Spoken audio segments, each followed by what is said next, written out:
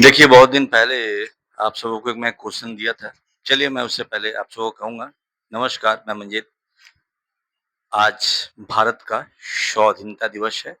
आज हम भारत के 79th इंडिपेंडेंट डे को सब सेलिब्रेट कर रहे हैं और इस पावन दिवस जो कि है, सिर्फ एक दिन नहीं है, बल्कि न जाने कितने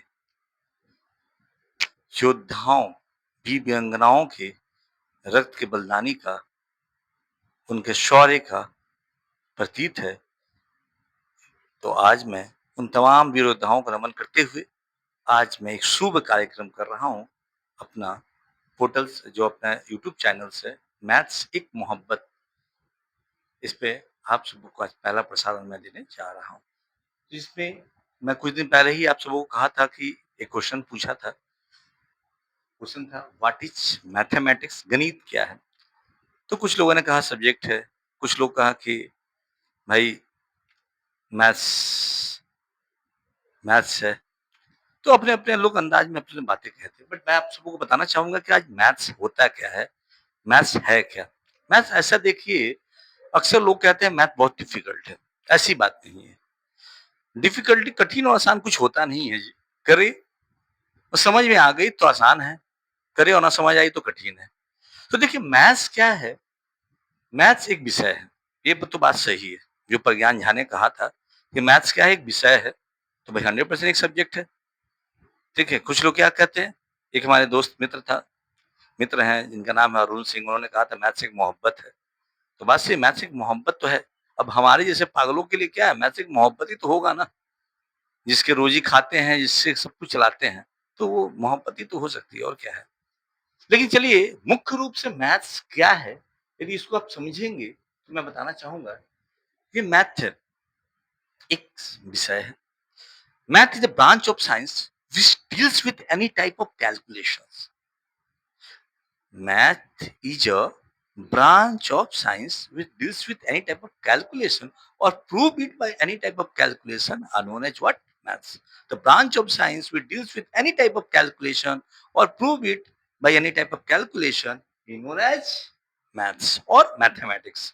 यदि हिंदी वर्षन में से देखते हैं तो हम लोग कहेंगे गणित क्या है? तो विज्ञान की वह शाखा जो किसी भी प्रकार के गणन के द्वारा हल या सिद्ध हो, उसे हम कहते हैं गणित। विज्ञान की वह शाखा जो किसी भी प्रकार के गणन के द्वारा हल या सिद्ध होती है, उसे कहते हैं गणित। यदि आप गणित की बात करते हैं तो गणित क्या है? जैसे भाषाओं की उत्पत्ति संस्कृत से हुई है, वैसे हर विषय की उत्पत्ति मैं तो मुख्य रूप से मानता हूँ गणित से ही है। क्योंकि आप किसी भी विषय को उठा लें, आप ज्योग्राफी की बात करें, जिसको हम लोग कहते हैं हिंदी में भूगोल, उसमें भी देखिए लॉन्गिट्यूड, लैटीट्यूड लैटीट्यूड अक्षांश और देशांतर की बात आती है, वहाँ भी विभिन्न प्रकार की गणितीय संरचनाएँ देखने को मिलती है।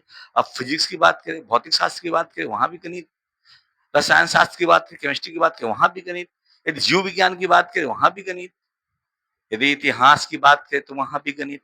यदि आप हिंदी की बात करते हैं तो हिंदी में भी तो मात्राएँ हम लोग गिनते हैं, छंद अलंकार में देखते हैं कि भैया 11 है, 13 है, 14 है, ये दोहा है, सोठा है, सवैया है, तो वहाँ भी तो गणित ही है। ये मात्राओं की गणना जो हम लोग कर रहे हैं, गणना तो की जा रही है ना, तो जहाँ भी गणना की जाती है, सब कुछ गणित ही है। वो चाहे इंग्लिश की लाइनिंग्स हो, हिंदी के पोएम्स हो, या फिर ज्योग्राफी हो, हिस्ट्री हो, फिजिक्स हो, केमिस्ट्री हो या फिर बायो हो। हमारे विषय इतने ही हैं। यदि कंप्यूटर की बात की जाए, तो वो तो मुख्य रूप से गणित का ही एक अंग है। क्या बताएँ आपको? तो गणित सभी विषयों के साथ जुड़ा हुआ एक अभिन्न अंग है। जैसे कि हमारे शरीर में हमारी आत्मा है, वैसे ही हमारी शिक्षा का आत्मा गणित है। तो मैं बस यही कहूँगा कि गणित से आप डरे नहीं, आप उससे लड़ें, करें और जीतें। गणित कुछ भयावह नहीं है। हाँ, मुख्य रूप से देखी जाए तो गणित में हमें डर क्यों लगता है? गणित हमसे क्यों नहीं होता है?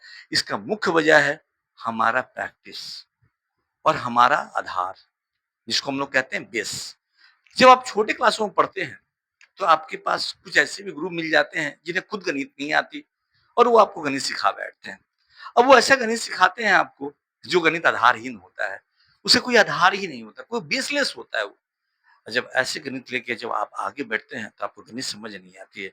नतीजा ये हो जाता है कि आप बड़े से बड़े धुरंधरों के पास जाके भी गणित समझ नहीं पाते हैं, क्योंकि आपके आधार नहीं है। वैसे जैसे एक चौकी में 4 पावे होते हैं, यदि चारों पाँव को हटा के चौकी का आधार नहीं माना जा सकता, क्योंकि चौकी का कोई मीनिंग ही नहीं रह जाएगी जब तक उसमें 4 पाए ना। एक कुर्सी है, तो इस कुर्सी में भी 4 पाए हैं, यदि 4 पाँवों को में से एक भी पाँव यदि टूट गया तो आप इसमें बैठने योग्य नहीं रह जाएगा, ये बैठने के लायक नहीं रह जाएगा। वैसे ही गणित भी मुख्य रूप से क्या एक विषय है, यदि आपके इसमें आधार सही है, यदि आपकी प्रारंभिक शिक्षक जो आपको प्रारंभ में शिक्षा देने वाले लोग हैं, यदि उन्होंने आपका आधार या आपका नींव का निर्माण सही किया होगा, तो जब नींव का निर्माण सही होती है, तो उस बिल्डिंग या उस मकान को बरसों बरस तक लोग रह लेते हैं, कुछ नहीं होती है। बस यदि आपकी गणित की नींव सही होगी, तो सही कहे, मैं मंजिल सर आपसे बस यही कहूँगा कि जीवन में आप कभी भी हारिएगा नहीं, ना कभी आप मैथ से भागिएगा। क्यों? क्योंकि आपका नींव सही है। लेकिन आज हमारे समाज में कुछ ऐसे भी लोभी लोग हैं, जो शिक्षा को एक अपना व्यवसाय समझ चुके हैं, आती कुछ नहीं और बस ये अपना जीवन तो खराब किए ही हैं, आने वाले विगत भविष्य में कितने बच्चों का नाजायज़ जीवन बर्बाद करने के लिए बैठे हुए हैं।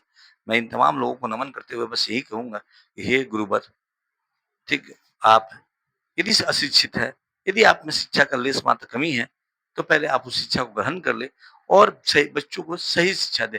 मुझे आपसे कोई शिकवा नहीं है, बस आप एक सही शिक्षा देंगे, तो बच्चा एक सही समाज के निर्माण होगा। हम शिक्षक सही के निर्माणकार हैं, ये समाज के निर्माता हैं। यदि हम ही गलत शिक्षा दें, तो बच्चे क्या सीखेंगे? हमारा यदि अपना खुद का गणित सही नहीं है, तो हम गणित ना पढ़ाएँ। हम उन्हें कह दें बाबू हमें गणित नहीं आती है, आप अच्छे टीचर के पास चले जाएँ, आप दूसरे टीचर को ट्राई कर लें। यदि ऐसा ना होगा तो नतीजा ये होगी कि बच्चे आज तमाम बच्चे हमारे पास भी पढ़ने आते हैं, तो हमें ऐसा भी देखने को मिलता है कि उन्हें क्लास 9 में बच्चे आए हैं, क्लास 8 में बच्चे आए हैं, उन्हें प्लस नहीं आता है। फ्रैक्शन का जिसे भिन्न का जोड़-घटाव कहते हैं वो नहीं आता है। उन्हें ये नहीं मालूम है कि प्रॉपर फ्रैक्शन क्या होता है, मिक्स्ड फ्रैक्शन क्या होता है, अर्थात मिश्र भिन्न और भिन्न में अंतर उन्हें नहीं मालूम है। उन्हें यदि दशमलव का गुणनफल दे दी जाए तो उनके लिए सर का बुखार हो जाता है। क्यों ऐसा है? क्योंकि उन्हें बच्चे में किसी ने बताया ही नहीं है, उन्हें ये सब सिखाया ही नहीं गया है। हम जब ये सब उन्हें नहीं सिखाएँगे तो बच्चे सीखेंगे कैसे? हम ही तो गुरु से सिखाने के लिए बैठे हुए हैं ना। हमारा ही तो कर्तव्य है सिखाना। यदि हम उन्हें नहीं सिखाएँगे और उनसे आशा रखेंगे कि वो एक सही समाज का निर्माण कर जाएँ, तो फिर कैसे समाज बनेगा? इसलिए मैं तमाम गुरुओं को यदि आप कहें तो आपके चरण स्पर्श करके मैं क्षमा प्रार्थी होते हुए, चरण स्पर्श करते हुए मैं यही बात कहूँगा कि आप समाज के निर्माण हेतु बच्चों को सही शिक्षा दें एवं एक अच्छे से समाज का निर्माण करें। मुझे आपसे कोई बैर नहीं, क्योंकि सारे बच्चे हमारे अपने हैं। इन बच्चों के भविष्य में ही हमारा सब कुछ है। हमने इन बच्चों के भविष्य के लिए अपना 19 बरस गँवाया है। इन बच्चों के भविष्य के साथ ही हमने अपना सब कुछ दाँव लगाया है। तो मैं आप सबों से भी यही कहूँगा कि आप भी अपना दाँव पर सब कुछ लगाएँ और बच्चों को सही शिक्षा दें। नहीं, मुख्यत रूप से आप भी एक अच्छे शिक्षक हैं सब। कोई गिला-शिकवा आपसे नहीं। हाँ, थोड़ी ज्ञान की अभाव हो सकती है, आप उस चीज़ को दुरुस्त कर लें। कोई इसमें बात नहीं है कि आप छोटे हो जाएँगे, बड़े हो जाएँगे, कोई छोटा नहीं, कोई बड़ा नहीं, सभी समान हैं। अभाव, स्वभाव सब कुछ होता है। मैं भी परिपूर्ण नहीं हूँ, मुझे भी बहुत कुछ नहीं आती। मैं उसके लिए किताब पढ़ता हूँ, अभी मैं किताब उलटता हूँ। यदि उससे भी नहीं होती है, तो मैं अपने गुरुजनों से पूछता हूँ, चाहे वो स्वप्नदीप सर हों या जिन शिक्षकों से मैं अमल के भौमिक सर से भी मैंने पढ़ा है, उन सभी शिक्षकों से मैं अपना बातचीत करता हूँ। रामेश्वर सर हैं, उनसे मैं कंसल्ट करता हूँ कि सर ये सवाल समझ में नहीं आया, थोड़ा-सा आप एक बार देख लीजिए तो प्लीज़ सर, ये क्या इसको ऐसे बनाया जा सकता है? या फिर वो अपने सर लोग बताते हैं कि नहीं बाबू, एक काम कर इसको ऐसे कर दो, ये प्रॉपर टैंगनेस है। आज हमारे इस सी पिकनिक गार्डन्स इलाका या बुंदेलखंड की बात की जाए, ठीक है? तो श्याम मंदिर इतना बड़ा दर्श मंदिर है, उसके आस-पास ही एक मैथ के जादूगर थे, जिनको आज हम बहुत मिस करते हैं, जिनका नाम त्रिलोकी सर है। मैं उनसे भी बहुत बार कंसल्ट किया हूँ। मुझे कुछ नहीं आता तो मैं उनसे जाके पूछ लेता था। अरे शर्म किस बात की भाई? हम ज़रूरी थोड़ी ना है कि हम परिपूर्ण हैं। हम क्या है? गलती करने वाले एक माटी के पुतले हैं। ठीक है? तो गलतियों से तो हम सीखते हैं, लेकिन ऐसी गलती ना करें, जिन गलतियों से किसी का भविष्य खराब हो जाए। मैं ऐसी गलती करने का ना तो आपको कहूँगा और ना ही खुद को कभी मैं करना चाहता हूँ। मैं इसलिए इसी वक्तव्य के साथ मैं आज के इस कार्यक्रम को समापन करता हूँ। ये प्रसारण की नई शिक्षा के साथ, नई वाद-विवाद के साथ आएगी। ये विवाद है आप सबों की नज़र में, बट हमारी नज़र में तो ऐसा कुछ नहीं है। मैंने आपको ऐसा कुछ नहीं कहा। धन्यवाद। आप हमेशा बने रहें हमारे चैनल में।